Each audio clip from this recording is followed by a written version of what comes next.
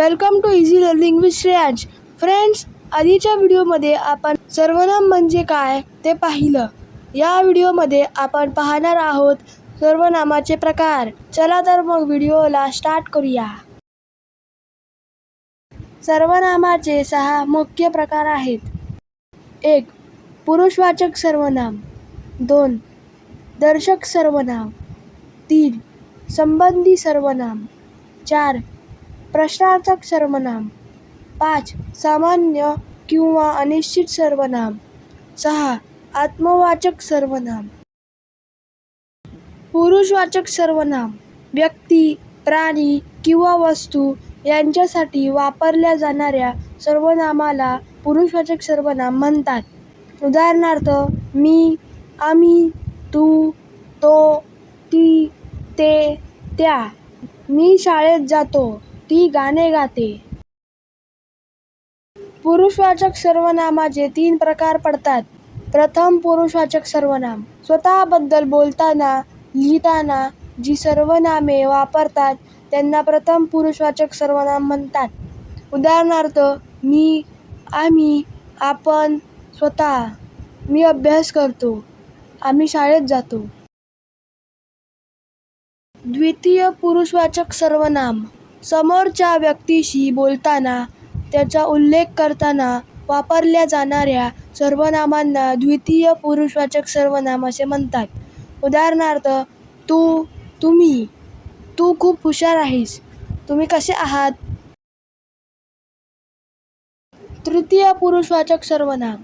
बोलणारा ज्या व्यक्ती किंवा वस्तूबद्दल बोलत आहे ती समोर उपस्थित नसेल तेव्हा जे सर्वनाम वापरतात त्याला तृतीय पुरुषवाचक सर्वनाम म्हणतात.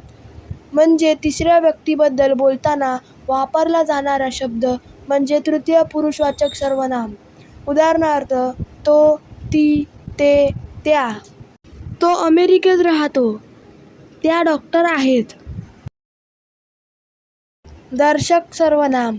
एखादी व्यक्ती, वस्तू किंवा ठिकाण दाखवण्यासाठी वापरल्या जाणाऱ्या सर्वनामाला दर्शक सर्वनाम म्हणतात. उदाहरणार्थ, हा, ही, हे, ह्या, तो, ती, ते, त्या. हा माझा मित्र आहे, ते माझे पुस्तक आहे. संबंधी सर्वनाम. वाक्यात पुढे येणाऱ्या दर्शक सर्वनामाशी संबंध दाखवणारे सर्वनाम म्हणजे संबंधी सर्वनाम. हे सर्वनाम 2 वाक्ये जोडण्यासाठी वापरले जातात. उदाहरणार्थ, जो, जी, जे, ज्या. जी मुलगी गाणं गात आहे ती माझी बहीण आहे. जो मेहनत करतो तो यशस्वी होतो. प्रश्नार्थक सर्वनाम. प्रश्न विचारण्यासाठी वापरल्या जाणाऱ्या सर्वनामाला प्रश्नार्थक सर्वनाम म्हणतात. उदाहरणार्थ, कोण, काय, कोणता, कोणाला, कोणास. काय झाले? तुला कोणता रंग आवडतो? सामान्य किंवा अनिश्चित सर्वनाम. प्रश्नार्थक सर्वनामांचा उपयोग प्रश्न विचारण्यासाठी न करता ती कोणाबद्दल वापरली आहेत हे निश्चित सांगता येत नसेल तर ती अनिश्चित सर्वनामे असतात. उदाहरणार्थ, कोणी, काय, कोण, कोणास. कोणी कोणास वाईट बोलू नये. माझ्या पिशवीत काय आहे ते सांगा पाहू. आत्मवाचक सर्वनाम.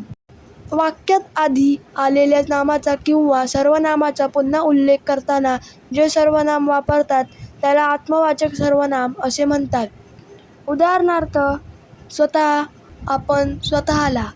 मी स्वतः गृहपाठ केला, तिने स्वतःला आरशात पाहिले.